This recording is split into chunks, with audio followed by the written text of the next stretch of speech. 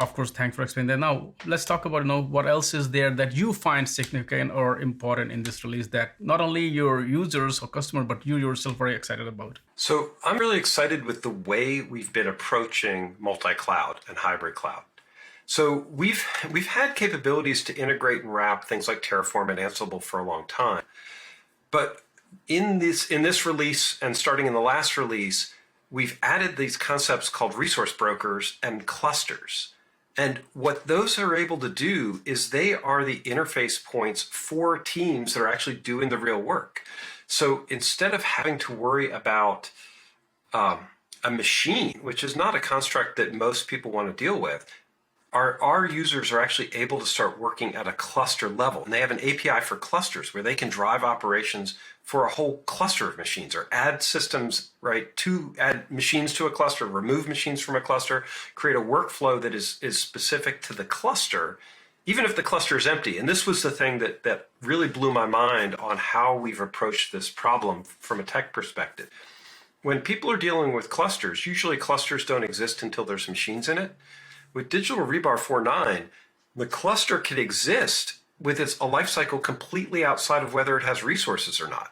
So that would allow you to do something like spin up a cluster every morning and assign resources to it, grow it, and then at the end of the day, shrink it. Like, so if you have a development test cycle or you have somebody who's playing with something, you can actually say, set up my cluster every morning when I come in and get my coffee and tear it down every night when I go home and just have those automated operations. And that works because you're dealing with things at the cluster level. It's a totally different way to think about infrastructure because we're getting out of this idea that you have to have a machine to have infrastructure. We actually have infrastructure constructs completely outside of it, outside of the actual machines that have been assigned to you for work. Same thing is true with resource brokers, and we've seen people get very excited.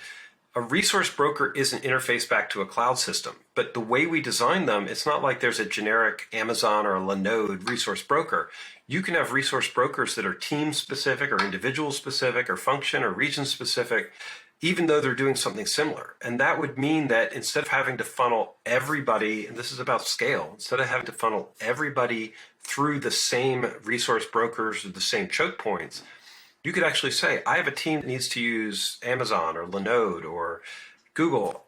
They have their own token, credentials, chargeback, billing, permissions, right? All of that can be encapsulated in a way that allows that team to have access at a known API point. And then you can have other teams with other credentials. And it makes it more manageable, right? We keep coming back to this day two operations and scale. I want to have the teams that I'm supporting have places where I know they go to do their work. And if they're having problems, I want to go be able to check on and see what they're doing and make sure that everything's going according to plan. That's what we've been doing with Digital Rebar. And by exposing these core API constructs for the first time, this resource brokers and clusters, we've really extended the control points that teams have to collaborate together. And at the end of the day, it all comes back to, does your software help you collaborate?